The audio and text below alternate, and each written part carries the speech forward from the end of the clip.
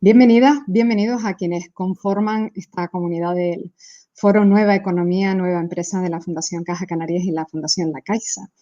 Y puesto que estamos en horario académico, vamos a saludar especialmente, como decía Francisco, a las alumnas y alumnos de bachillerato de formación profesional de las universidades, al profesorado, que están en clase y que hoy también están conectados al foro. Porque esta mañana nos vamos a plantear una cuestión que les atañe muy directamente. En realidad nos atañe a todos. Hoy nos preguntamos cuáles son las profesiones y competencias del futuro más demandadas. En realidad necesitamos comprender por qué cauces van a discurrir las ocupaciones laborales de un futuro muy inmediato, ¿no? ¿Qué está demandando el mercado laboral? Por ejemplo, cuáles son las profesiones emergentes, cómo debemos prepararnos para esto, para construir o para reconvertir el propio itinerario profesional, qué hay que estudiar, qué habilidades se requieren en medio de las profundas y tan rápidas transformaciones que estamos viviendo, bueno, agudizadas por la pandemia además, ¿no? Bueno, pues para obtener algunas claves acerca de cómo hacer frente a este reto, nos acompaña Amber Wigmore Álvarez. Nuestra invitada es una de las principales referencias internacionales en empleabilidad y sus aportaciones, sus reflexiones sobre todo esto del futuro del trabajo son consideradas a nivel mundial. Es doctora en Ciencias Económicas y Empresariales. Su investigación se centró en el comportamiento organizacional, el liderazgo, en responsabilidad social universitaria, en ética empresarial. Actualmente es directora de innovación de Hire y FMD, una plataforma digital en la que se gestionan pues, miles de ofertas profesionales globales de multitud de empresas. Es una especie de gran tablón de ofertas laborales y además imparte docencia como profesora asociada en IE Business School y en escuelas de negocio y universidades de todo el mundo. Así que a esto, al servicio del talento, como a ella le hemos oído decir, dedica su vida profesional asesorando a alumnas, alumnos, no solo sobre salidas laborales, sino aportando además en ese asesoramiento pues, cuestiones fundamentales para el desarrollo ya dentro del propio puesto de trabajo. Profesora Wigmore, le damos la bienvenida.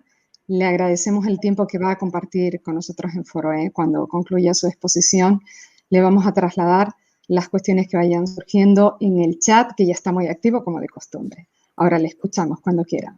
Muy bien, muchas gracias, Rocío, muchas gracias, Francisco, y a la organización por la invitación y a todos los que nos están acompañando hoy. Es un placer para mí comunicaros y comentaros todo sobre el apasionante mundo del futuro del trabajo, que es al mundo que he estado dedicando mi carrera. Vais a notar por mi acento, por el nombre, que no soy de aquí, de España, soy de los Estados Unidos, así que paciencia con la pronunciación a veces. Y sin más allá, vamos a comenzar con este dato tan importante. 50% dentro de solo 5 años, bueno, menos de 5 años, en el 2025, vamos a tener que volver a formarnos como profesionales. Y respectivamente de lo que estamos estudiando ahora, 50% de los profesionales en 4 años vamos a tener que estar volviéndonos a poner al día. Ahora bien, estamos en un mundo, una pandemia de COVID-19, ¿cómo está afectando también el panorama laboral? Es algo muy importante que tenemos que tener en cuenta. Yo os voy a hacer referencia a un estudio muy famoso que tenemos del Foro Económico Mundial. Se llama El futuro del trabajo. Todos los años sacamos este informe y lo utilizamos mucho en el mundo de la educación para el diseño de programas, de formación profesional, incluso en los institutos. ¿Qué habilidades vamos a necesitar en los próximos años? Y eso lo vamos a ver. Pero ¿qué está pasando ahora en el mundo con COVID-19? Estamos hablando de un mundo que está impulsando temas como el trabajo remoto, está impulsando la digitalización y también la automatización. ¿Pero hasta qué punto? A la vez también nos abre diferentes oportunidades. Yo, por ejemplo, la semana que viene iba a recibir a un alumno de prácticas de una universidad de Reino Unido. Han aplicado 24, han sido los seleccionados y al tratarse de unas prácticas virtuales, yo voy a aceptar a los 24 alumnos. Entonces, no es todo negativo ahora con el COVID-19. También hay que saber buscar esas oportunidades. Pero primero, antes de hablaros del cambio de los robots y las máquinas y cómo va a quitar algunas profesiones y cómo vamos a ver una disminución de profesiones, quiero enseñaros una cosa tan básica como Google Assistant, que seguramente muchos sabéis de Google Assistant, pero quiero enseñaros una conversación real son dos conversaciones reales entre una persona real y el Google Assistant. Y vais a ver qué fácil es replicar lo que hacemos los seres humanos y cómo va a eliminar esto muchos puestos de trabajo. Y vamos a ver exactamente con este ejemplo. Es un ejemplo en inglés, pero tenemos aquí los subtítulos. Vamos a escuchar. En cada uno de los ejemplos tenemos una persona que está llamando a un restaurante para hacer una reserva y esa persona que está llamando al restaurante no es una persona, es el Google Assistant. Y luego el restaurante. Y luego, por otro lado, tenemos una persona que al final es el Google Assistant llamando a una peluquería para hacer una cita y la peluquería que es la persona real. Entonces, vamos a escuchar.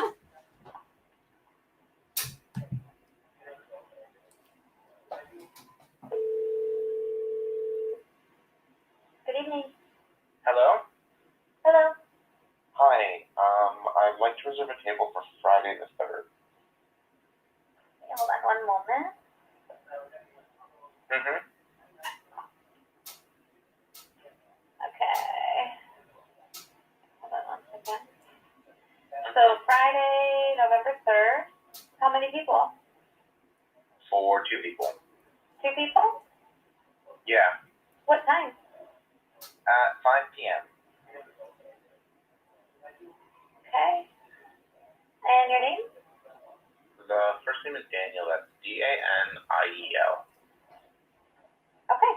You're all set. Okay, great. Thanks. We'll see you next Friday. Okay, thank you. Bye. Vamos a escuchar otro ejemplo y de nuevo Duplex es el assistant. Hi, I'm calling to book a woman's haircut for a client. I'm looking for something on May 3rd.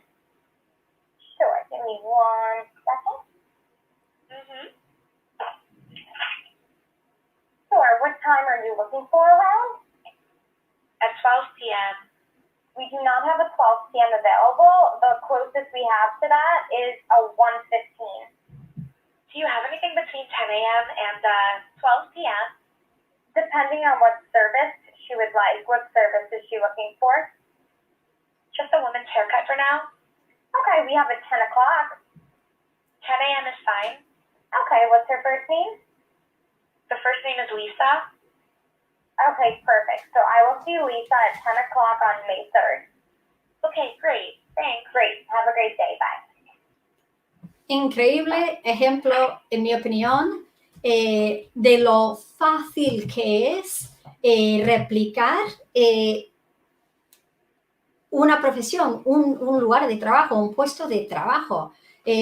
Para mí, o sea, eso lo demuestra muy fácilmente lo que estamos viendo aquí. Estos son los trabajos a nivel mundial, donde vamos a ver una creciente demanda laboral para el 2025 y donde vamos a ver una gran pérdida de puestos de trabajo entre esa división de los humanos y las máquinas. Entonces, ¿dónde vamos a ver más puestos de trabajo? Y este informe reciente lo acabamos de sacar en octubre de 2020. Puestos como analistas de datos y científicos, especialistas en inteligencia artificial, como acabamos de ver, y aprendizaje automático, especialistas en Big Data, o sea, datos masivos, conjuntos de datos masivos, especialistas en estrategia y marketing digital, especialista en automatización de procesos, profesionales de desarrollo empresarial, especialistas en transformación digital, especialistas en seguridad de información, desarrolladores de software y aplicaciones y especialistas en Internet de las cosas. También se puede llamar como una interconexión digital. Es otra palabra para Internet de las cosas.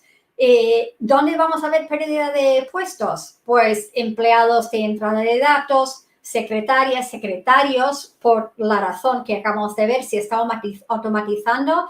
Y increíble cómo Daniel y Lisa parecían personas reales, pero esto es algo que se programa y de verdad que las otras personas en el otro lado de la línea no detectan que no están hablando con una persona cuando hacemos estas pruebas. Puestos de trabajo, gerentes generales de operaciones, reparadores de máquinas. Entonces, sí tenemos una creciente demanda en estos primeros trabajos. No quiero que os centréis demasiado en estos puestos exactamente, pero quiero que veáis un poco la tendencia, en qué dirección estamos yendo. Por supuesto, hay mucho más puestos de trabajo y fijaros lo que ha pasado este año, puestos de trabajo en el mundo de la salud, empresas farmacéuticas están contratando muchísimo ahora.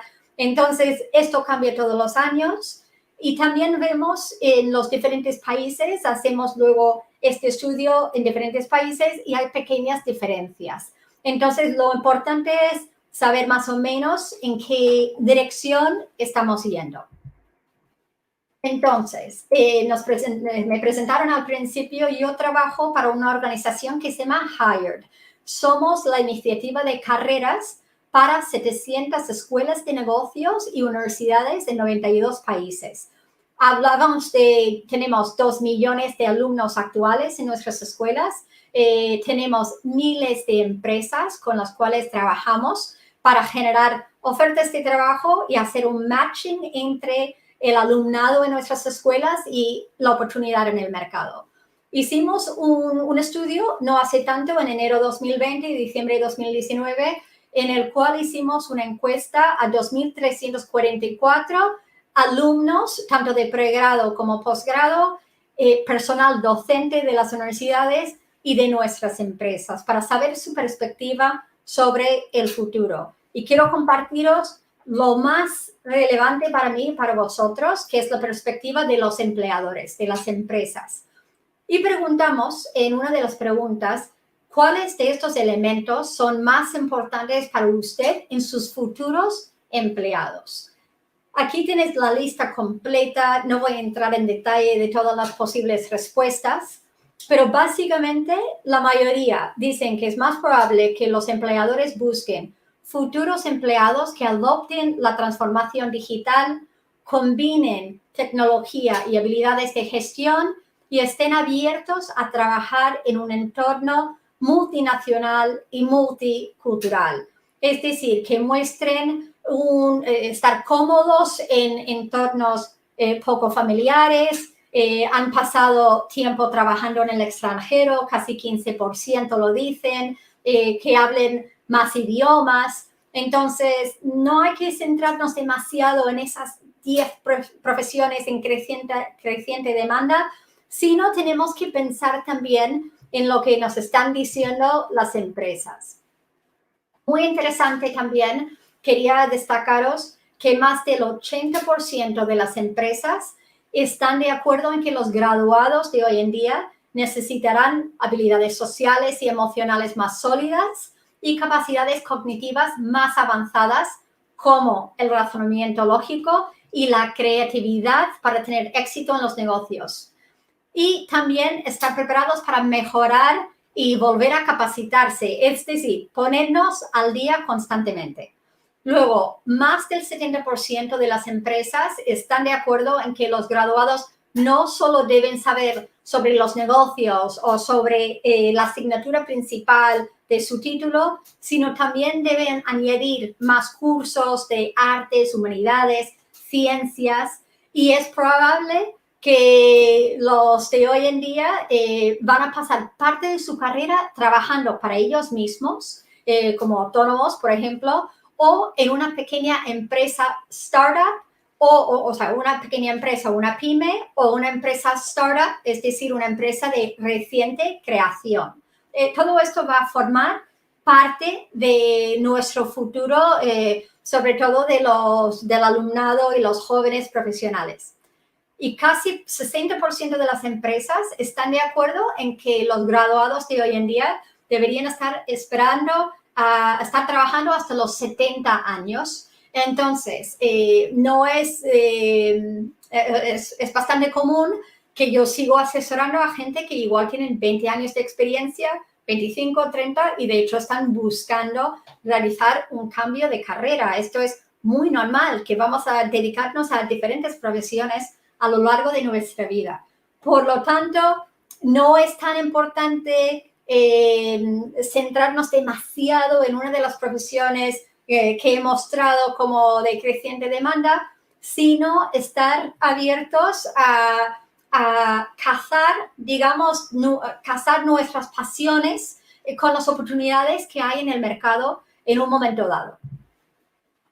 Otra pregunta que me ha parecido muy, muy interesante compartir, sobre todo aquí, es que nosotros, a pesar de trabajar para 700 escuelas, universidades en particular, preguntamos una pregunta que podría incluso llegar a ser polémica para nuestras escuelas, para nuestra red académica. Y preguntamos si las empresas estarían abiertas a contratar personal a nivel de posgrado sin un título, pero con uno o más de los siguientes tipos de calificaciones.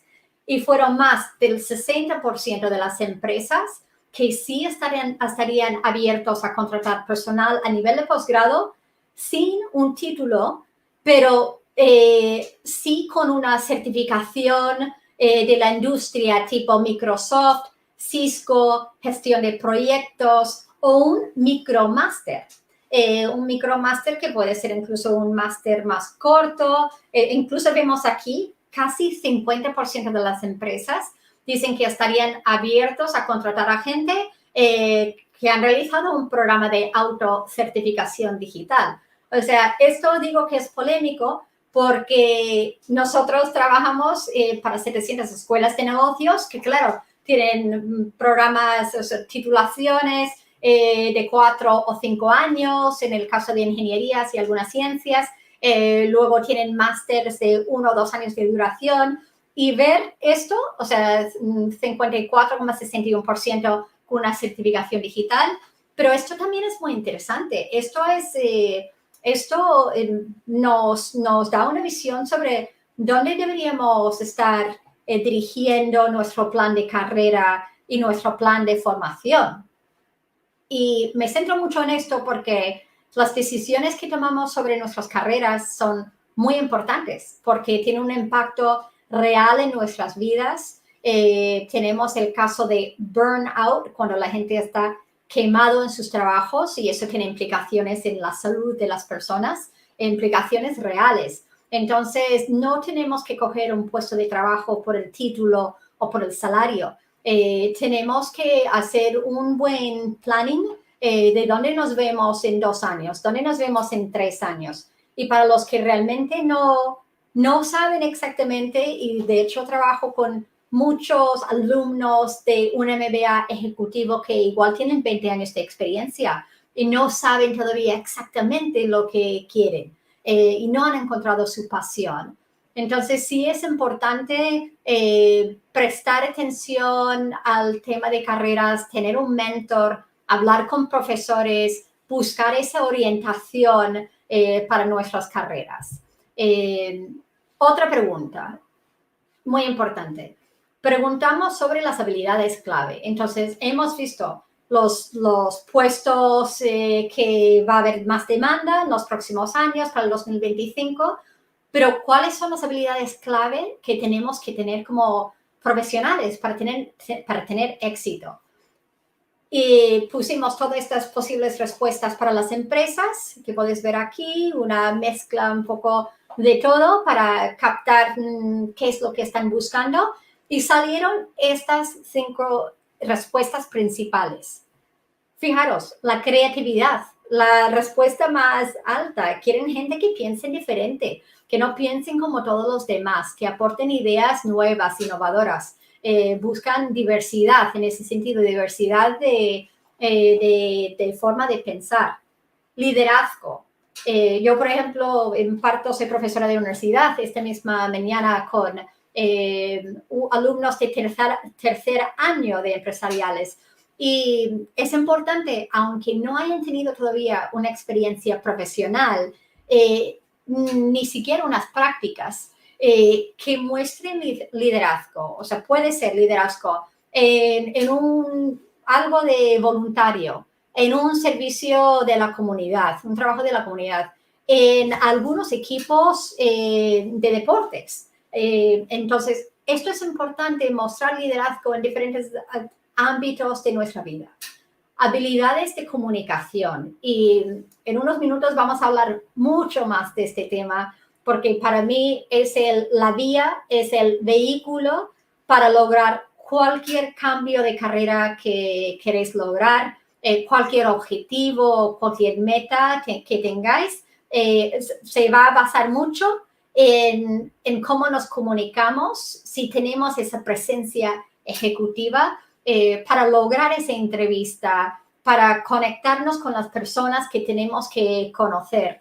Entonces, la comunicación es un elemento muy importante que hay que empezar a desarrollarlo desde la escuela primaria, ¿no? Pero muy importante también en bachillerato o en la universidad.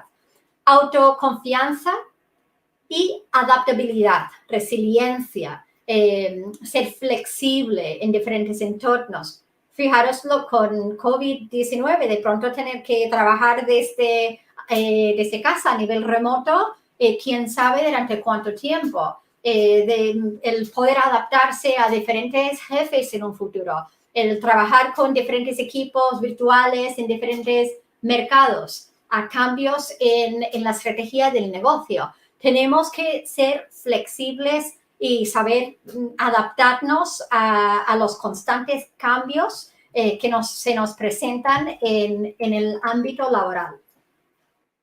Otra pregunta de nuestro estudio que pensaba que sería interesante para vosotros: ¿qué asignaturas, qué disciplinas serían más valiosas para estudiar en los próximos 5 años? Aquí tenéis la lista. Luego, a la hora de elegir diferentes cursos en un futuro electivos, vais a contar con la grabación de esta sesión. Pero los empleadores, las empresas, sugieren que lo más valioso para un posible empleado, es decir, un candidato que está en proceso de selección con ellos, es estudiar la transformación digital, ya lo vimos también en el informe del Foro Mundial Económico, la gestión de la tecnología, otra vez la innovación, y la creatividad y el pensamiento de diseño. Entonces, aquí es donde hay que empezar a preguntarnos qué es lo que queremos, dónde nos vemos en un año. Y no hay mejor motivador que para los que no saben lo que quieren hacer. ¿Dónde te imaginas en un año? ¿Dónde te ves en un año? ¿No? Y luego, ¿dónde te ves en 2 o 3 años? Que además va a ser una de las preguntas más comunes que vais a tener en una entrevista. Y la respuesta correcta no es, no tengo ni idea. Hay que tener, aunque realmente no tenés ni idea, hay que tener una leve idea y por lo menos estar mostrando interés por entrar en esa empresa, por crecer dentro de la organización. Pero es importante empezar a pensar, sobre todo lo que estáis empezando o todavía estudiando, ¿dónde me veo? ¿Dónde me veo? Y viendo, o sea, más adelante, sobre todo para los que todavía estáis en bachillerato, pero los universitarios, que quizás van a hacer prácticas, luego dentro de poco buscar un trabajo jornada completa, ir mirando esos puestos de trabajo que hay en el mercado y viendo qué os falta, o sea, cuál sería, cómo se puede cerrar esa brecha, por ejemplo. Muchas veces quizás te falta algún idioma, quieres ir al extranjero, pero te falta un idioma, te falta un curso, te falta conocimientos del coding. Pues ir empezando a ampliar vuestra formación, colaborar quizás con diferentes profesores y mucho de pedir consejo. Pide consejo, habla con gente que están en diferentes puestos de trabajo a los cuales aspiras. ¿Cómo han llegado a ellos? ¿Qué hubieran hecho diferente? ¿Quién tienes que conocer? ¿Cuál sería la mejor escuela para formaros? ¿O un programa online? ¿O un curso corto? ¿Qué tipo de certificación? Todo esto, confía en mí, es mucho mejor ir pensando en esto ahora y no en el momento que realmente tienes que buscarlo. Se trata de ir ampliando vuestra red, haciendo exactamente lo que estáis haciendo como hoy, asistiendo a este tipo de conferencias, pero luego conectaros conmigo por LinkedIn, por ejemplo. Luego hablamos un poco más adelante de eso. Pero esto es el momento de preguntar y yo creo que esto para mí es interesante. Yo tengo mellizas de 15 años y yo, por ejemplo, estas son las asignaturas. Claro, con esto realmente uno se puede dedicar a cualquier cosa, pero gestión del cambio, gestión responsable, ética, inteligencia artificial, esto se puede aplicar a miles y miles de profesiones en diferentes ramas. Entonces, pensaba que sería interesante para daros una indicación de dónde deberíamos dirigir nuestros estudios en un futuro. Ahora viene un tema que igual estáis pensando, pero la presencia ejecutiva, ¿qué tiene que ver con esas profesiones y estos estudios y lo que están buscando las empresas? Pues para mí llevo casi 20 años en el mundo de carreras profesionales, asesorando a talento de todas las etapas, desde bachillerato hasta profesionales a punto de jubilarse. Y no hay un elemento más importante para lograr esos objetivos profesionales que el concepto de la presencia ejecutiva. Y no tiene nada que ver, aunque el término es presencia ejecutiva, no tiene nada que ver con ser un nivel de ejecutivo en una empresa. Básicamente, yo lo defino como tu capacidad para crear un momento impactante, inspirando a otros a querer saber más sobre ti, tu marca personal o tu negocio. Entonces, esto es igualmente válido para autónomos, los que están en empresas, los que estáis montando vuestra propia empresa. Luego, marca personal, porque sé que muchos luego me preguntan, incluso en escuelas de negocios, pero ¿qué es exactamente marca personal? Lo escuchamos mucho en muchos libros. ¿Qué es marca personal? Básicamente, en muy pocas palabras, yo lo defino como esa imagen duradera que te diferencia de los demás. Y esto es importante porque es un mundo muy competitivo en casi todo el mundo.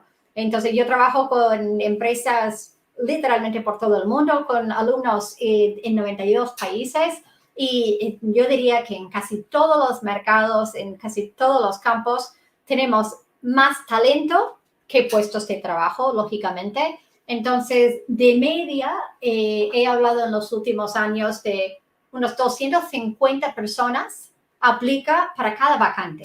Eso es un ejemplo, 250, de los cuales 9 o 10 van a estar igualmente cualificados que tú, sino más cualificados que tú. Entonces, ¿cómo te destacas de los demás en estos mercados tan competitivos? Y ahí hablo de vacantes con 250 solicitantes. Pero yo luego me reúno con otras empresas que han recibido 10,000 currículum para una sola vacante. Y no, eso no es anormal y no os quiero desanimar. Y hay muchos trucos. El tema del currículum es una ciencia. Hago muchos CV clinics para constantemente formarnos cómo superar estas etapas. Pero el elemento para mí más importante es la comunicación y tener presencia ejecutiva para lograr cualquier de esas profesiones, estos puestos que estamos hablando. Entonces, aquí tengo una pequeña prueba, digamos, para ver si tienen presencia ejecutiva. Voy a leer cada uno de estos elementos y me gustaría que, o sea, para vosotros mismos, marcáis, apuntáis en algún sitio cuántos de esta lista marcarías. ¿Cuánto de estos elementos de la presencia ejecutiva os sentís identificados con estos? Y luego vamos a ver en qué categoría estaríais. Entonces, ir marcando aquellas en las que os veáis identificados. Se siente tu presencia cuando entras en una habitación. Inspiras a la gente, eres simpático o simpática y creas confianza. Siempre haces que la gente se sienta importante. La gente tiene curiosidad por saber más de ti. La gente quiere ser tu amigo, amiga, o construir una relación contigo. Te perciben como importante, valorado y respetado. Tienes una manera elegante de acercarte e interactuar con la gente. Haces preguntas oportunas, relevantes y estimulantes. Y ahora, en breve, os voy a compartir unas preguntas para esos momentos que estáis con gente influyente o gente incluso que queréis conocer porque pueden ser importantes para ti, para tu carrera, y no sabes exactamente qué preguntar. Pero ahora seguimos, unas más.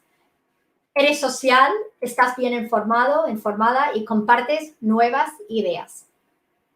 Dejas un mensaje que la gente recuerda. Te relacionas bien con diferentes tipos de personas. Impactas positivamente a los que te rodean. Compartes y creas oportunidades para los demás. Y sonríes y mantienes el contacto visual. Y esto es un punto muy importante incluso en estos entornos virtuales, de conferencias virtuales constantes. Entonces, pensad, ¿cuántos de los elementos de la lista marcaste? Estáis en la categoría de 0 a 3, que podría ser muy normal. Tenemos un alto volumen de alumnos hoy en día, hoy aquí, de 4 a 6, 7 a 9, 10 a 12, 13 o más, os invito a impartir conferencias conmigo de presencia ejecutiva. Pero podemos decir que hay gente, yo pongo el ejemplo para mí de Barack Obama, sin tener en cuenta postura política aquí de nadie. Yo creo que Barack Obama es una persona que pues tiene una presencia ejecutiva nata, podemos decir. Sin embargo, yo comento mucho este tema porque es algo que perfectamente se puede desarrollar, el tema de la presencia ejecutiva. Y muchas veces es siendo la persona que levante la mano, preguntando, pidiendo consejos. Entonces, vamos a ver cómo podemos tener presencia ejecutiva. ¿Qué factores contribuyen a la presencia ejecutiva? Esto es un dato, un hecho real, aunque os parezca increíble. ¿Sabéis que la gente le tiene más miedo a hablar en público que a la muerte? Llevamos muchos años haciendo estas encuestas, haciendo esta pregunta en muchísimas culturas. Y es un hecho universal que la gente tiene más miedo a hablar en público que a la muerte. Y aunque os parezca increíble, he tenido la gran fortuna en mi carrera de impartir conferencias en más de 30 países, hablar sobre justo este tema de cómo hablar en público, cómo ser mejor ponente, un tema que llamamos elevator pitch, o sea, expresar tu marca personal en un minuto. Y es impresionante las personas que al final se me acercan después de una conferencia y me comentan sus fobias de hablar en público. Y muchas veces es gente influyente o está en un puesto de trabajo que te extraña. Pero bueno, ya no me extraña porque es algo muy común, mucho más común de lo que pensamos.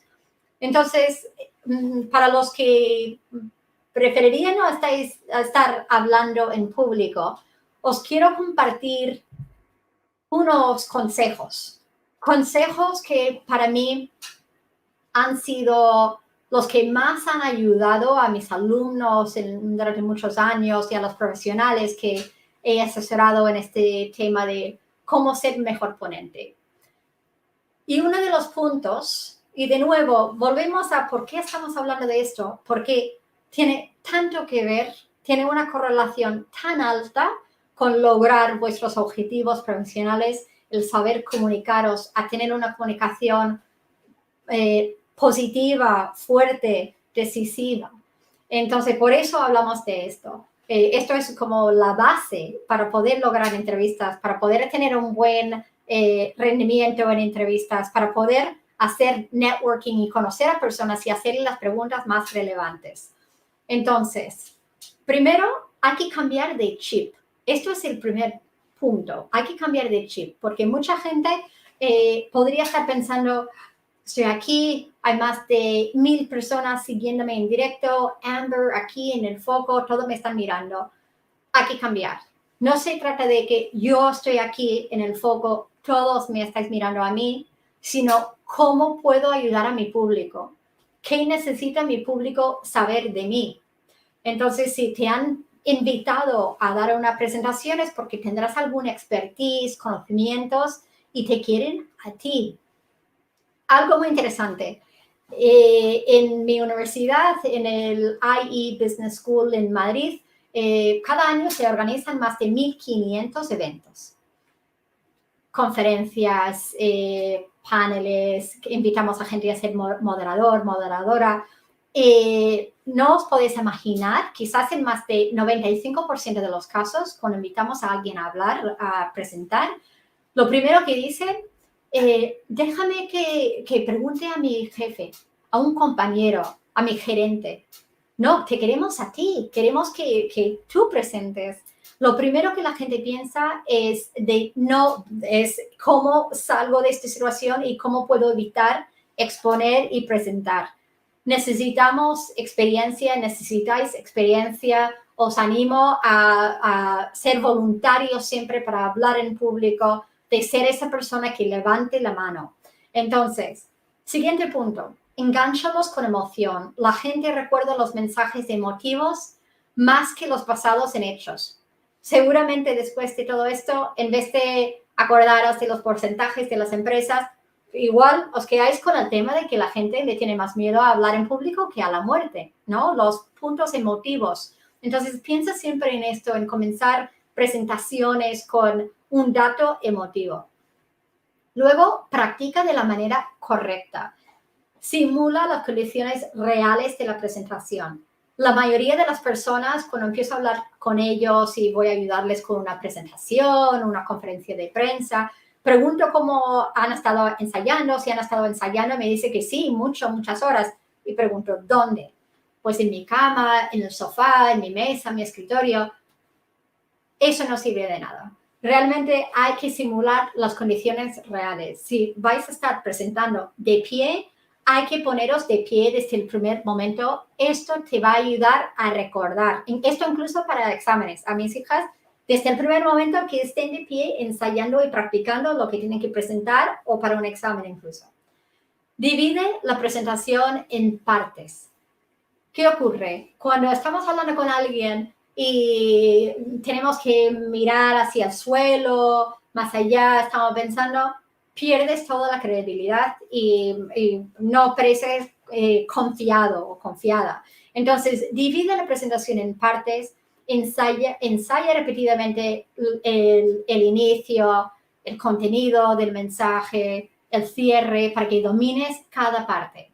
Luego, mucha gente no piensa en lo que van a comer o si comen antes de una presentación. Esto es importante. Algunos alimentos ayudan a la memorización y a la retención de la memoria.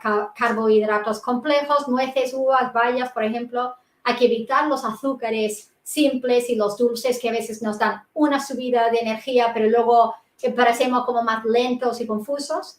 Y cuidado con la cafeína, que sí, que en los ensayos puede estar bien, pero causa nerviosismo, causa boca seca. Para los que os ponéis nerviosos para una ponencia, que también es normal al principio. Y si tenéis que presentar un idioma que no es vuestro idioma nativo, también no es fácil, lo entiendo, ¿no? Pero todo esto con la práctica os aseguro que empieza a ser mucho más fácil con la experiencia. Os voy a decir una regla ahora que quiero que recordéis. Esto es la regla 7, 38, 55%. Esto se llama el modelo Mehrabian. Entonces, ¿eso qué quiere decir? Quiere decir que nuestra comunicación, solo 7% es verbal, literalmente lo que decimos. El resto es entonación, 38%, es decir, vocal, cómo se dice y cómo utilizamos la voz. Y luego 55% es nuestro lenguaje corporal, el lenguaje no verbal, visual, postura, gestos, expresiones faciales. Entonces, aquí os dejo con un ejemplo de 2 cosas. Primero, hablando del lenguaje no verbal, fijaros que estoy ahí, tengo mi pierna cruzada hacia la persona que estoy entrevistando. Nunca utilice piernas como barreras, muy importante en una entrevista de trabajo. Son cosas que igual os parecen insignificantes, no lo son. Eso genera un ambiente más abierto, así que la gente se abre más contigo. Entonces, algunas preguntas, porque como vimos, parte de la presencia ejecutiva es saber preguntar a las personas. Y muchos alumnos míos me dicen, pero ¿cómo contacto con esta persona? ¿Qué le pregunto? Y los que tenéis una oportunidad de invitar a un ponente a vuestro colegio, instituto o universidad, ser la persona que sea voluntario para entrevistar a esa persona. ¿Qué preguntas? Estas son las 5 preguntas que más he notado que la persona que he estado entrevistando se ha abierto con una respuesta emotiva. ¿Cuál es el mejor consejo que alguien le haya dado? ¿Dónde y cómo encuentra la inspiración? Da igual cómo es de famoso o influyente la persona. Aquí estoy entrevistando al director general de SAP, de SAP a nivel mundial. Todos tienen una fuente de inspiración. ¿Qué desearía que alguien le hubiera dicho al comienzo de su carrera? Termina esta frase. Si no hubiera sido, sería, por ejemplo, en mi caso, si no hubiera sido un profesional de talento, hubiera sido una periodista. Y aquí empiezan a hablar sobre sus carreras frustradas. Y eso es una pregunta interesante para ellos. ¿Qué viene ahora? ¿Qué es lo siguiente? Estas son unas ideas que han ayudado bastante a mis alumnos.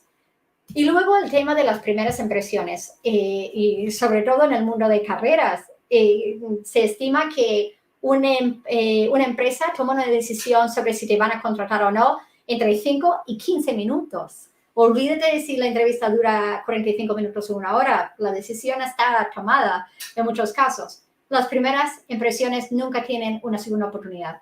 Postura, ropa, contacto visual, cómo hablamos, cómo articulamos y nuestro nivel de energía. Y yo, por ejemplo, hoy estoy de pie. Cuando imparto una clase, estoy de pie. Nada más que estar de pie te da un nivel de energía completamente diferente y eso también influye en tu público.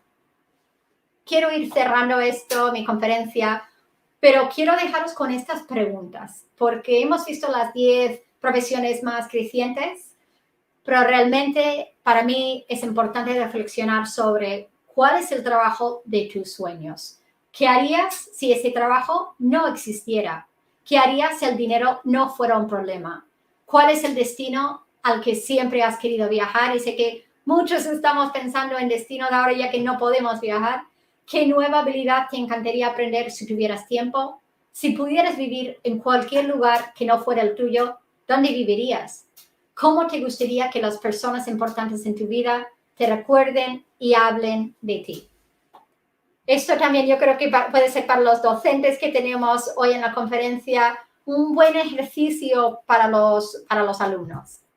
Y por último, cierro con esta frase de mis favoritas de una autora que tenemos en España, María Dueñas, que escribió El tiempo entre costuras. El destino es la suma de todas las decisiones que tomamos en la vida, incluso las que en su momento parecen insignificantes. Esto es fundamental. No nos damos cuenta, pero he escuchado tantos casos de gente que nada más que por asistir a una conferencia, hacer a esa persona que haya levantado la mano en clase o en una conferencia, pues se han destacado de los demás, han hecho una conexión interesante y esto ha llevado al siguiente trabajo o un giro en sus carreras. Entonces, sea esa persona que levante la mano y que pregunte. Y incluso cuando no saben qué preguntar, pedir consejos.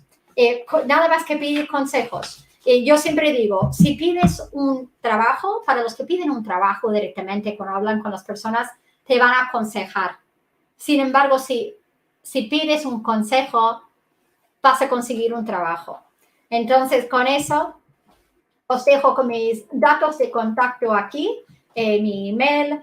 Por supuesto, estoy muy presente en LinkedIn. Decimos que si no estás en LinkedIn, no existes. También presente en Instagram y en Twitter, siempre comentando temas de carreras, @WigmoreAlvarez. Y también tengo un canal de masterclass donde podés acceder gratuitamente a todas mis sesiones sobre currículum, negociación de salario, que también es un punto importante, lenguaje no verbal, cómo hacer un elevator pitch, técnicas de entrevistas, muchos temas de carreras que espero que os sea útil y espero que hayáis aprendido algo y con eso me conformo. Muchísimas gracias a todos.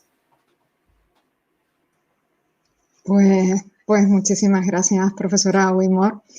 Tenga por seguro que nos llevamos muchas notas, muchas preguntas anotadas también y muchos apuntes, así que le agradecemos mucho su tiempo. Vamos a abrir, si le parece, el tiempo para compartir inquietudes o cuestiones que nos han ido llegando al chat de la comunidad de Foroe, así que si está preparada, le puedo trasladar. Sí, pues sobre la marcha le traslado la primera pregunta, la hace Pepe, y le pregunta, ¿qué combinación de las 3A, autoconocimiento, aprendizaje y agilidad, precisaremos para ser competitivos profesionalmente? ¡Qué combinación! Pues exactamente esa combinación, ¿no? O sea, primero la autoconfianza para ser esas personas que pregunten, ¿no? Tener esa confianza para no ver un puesto, una vacante y pensar que tenemos, y aquí tenemos muchas diferencias las mujeres y los hombres, ¿no? Los hombres aplican a los puestos de trabajo sin cumplir con un porcentaje muy alto de los requisitos. Sin embargo, las mujeres, es un fallo, es un problema, piensan que tienen que cumplir con todos antes de aplicar, ¿no? Primero, tener confianza para aplicar, que es normal, que no reunimos todos los requisitos, ¿no? Y luego esa agilidad, adaptabilidad, porque estamos en entornos tan cambiantes. ¿Quién hubiera dicho, bueno, primero, esa famosa pregunta de una de las preguntas de entrevistas tan común como ¿dónde te ves en 5 años? ¿Quién hubiera acertado eso hace 5 años? ¿Quién hubiera dicho dónde estamos hoy en día, no? Entonces, ser flexibles, estar abiertos a trabajar en entornos no cómodos, ¿no? Esa combinación, y eso también se hace mejor, peor en algunos países. Desde hace unos años en España se está haciendo para mí mucho mejor en el sentido de organizar en nuestras escuelas que los alumnos trabajen en equipos y que esos equipos sean lo más diversos posibles. Incluso en algunas escuelas nuestras utilizan un algoritmo para que sean los equipos más diversos posibles y que estemos acostumbrados a trabajar con gente que piensa muy diferente y constantemente dar retos a estos grupos y que tengamos que ir resolviendo problemas. Por eso también es importante las conexiones con las empresas, los retos y los concursos que organizan empresas y como docentes también y universidades, proponer a las empresas porque están deseando ese contacto directo con los alumnos y estos son el aprendizaje experimental, es muy importante para nuestros futuros. Entonces, eso sería una combinación dependiendo del mercado, pero hay que intentar lograr tener esa combinación de los 3A. Sí. La fórmula Eduardo. Nos ha hablado de habilidades sociales, de creatividad, ¿no? nos ha explicado el necesario aprendizaje de este tipo de competencias, ¿no? Sí. Pero, dice Eduardo, esa diversidad no se aprende en una universidad o en bachillerato. ¿Cómo hacerles entender a las personas que no somos solo conocimiento? Muy buena pregunta. Bueno, el tema de la diversidad, un poco lo que acabo de comentar. No se aprende, pero sí, o sea, en el colegio de mis hijas desde pequeñas incluso he propuesto hacer, o sea, no intercambios, pero intercambios virtuales, iniciativas con un colegio en Boston, que es mi ciudad, ¿no? Un colegio muy diferente en cuanto a nivel sociocultural de la clase en España, por ejemplo.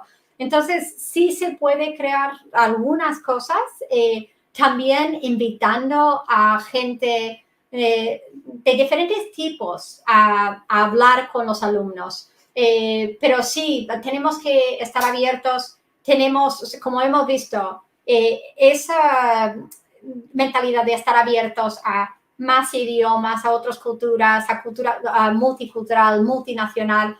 Muchas veces cuando no lo tenemos en el propio sistema educativo, bueno, como padres, hay padres que sí lo fomentan, pero como uno mismo preguntando y teniendo esa curiosidad, y muchas veces tenemos que hacer como alumnos nuestro propio autoasesoramiento. Existen pruebas.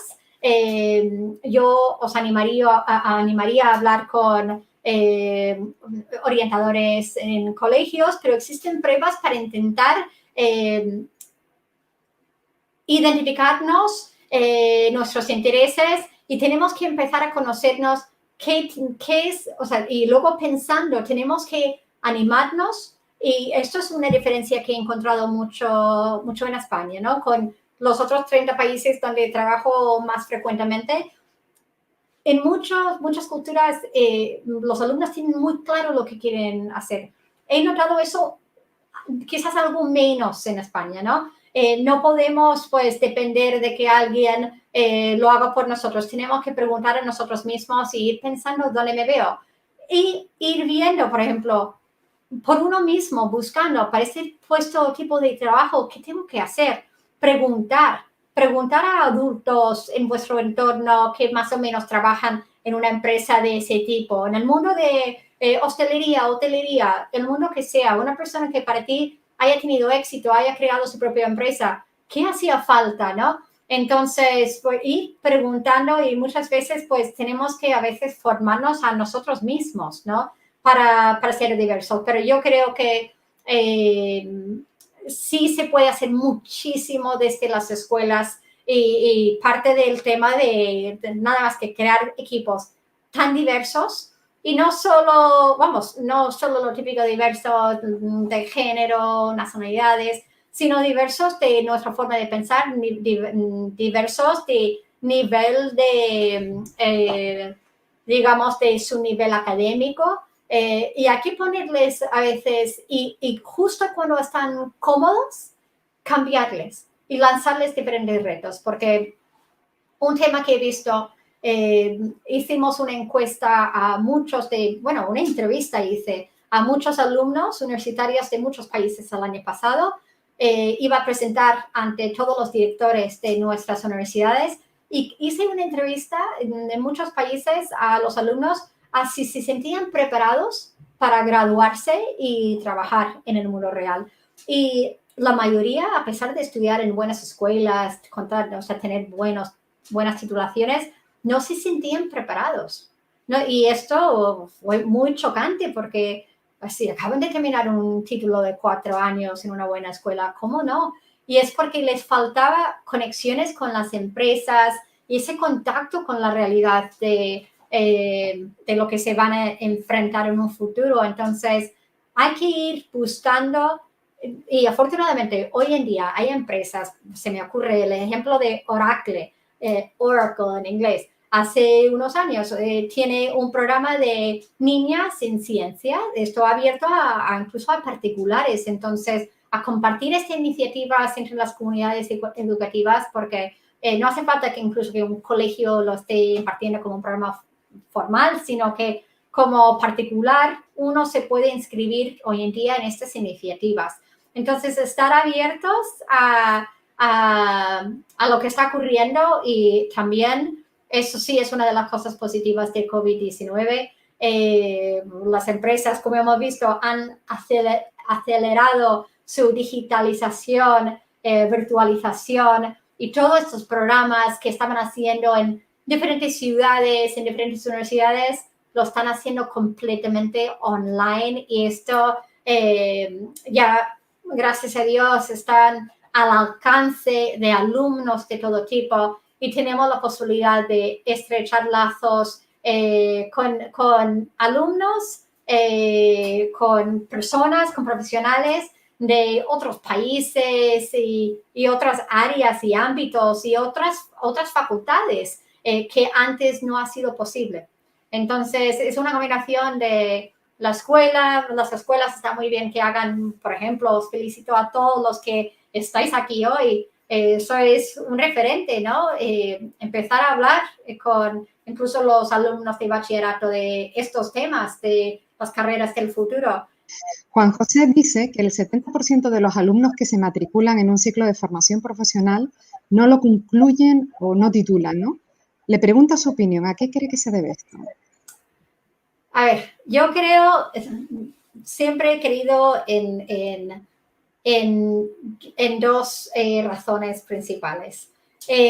Primero, yo creo que no hay suficiente personalización de esa formación profesional en el sentido de que si no estás adaptando esa formación a los diferentes individuos que están en ese curso o formación profesional, tienes el peligro de perder a diferentes personas por diferentes capacidades, ¿no? Tanto más bajas, más altas, pero yo creo que es un poco inherente en un problema en sí, en no saber personalizarlo y adaptarlo al alumnado de la formación profesional.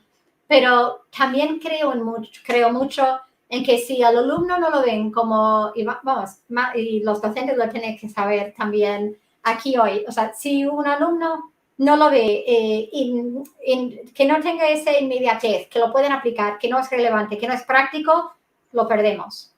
Entonces, seguramente no hay lo suficiente conexiones en esa rama de formación profesional con lo que les espera en el futuro. Si hubiera incluso más posibilidades de estar en las empresas trabajando, colaborando, hablando, invitando a gente del sector, pues seguramente no perderíamos tanto.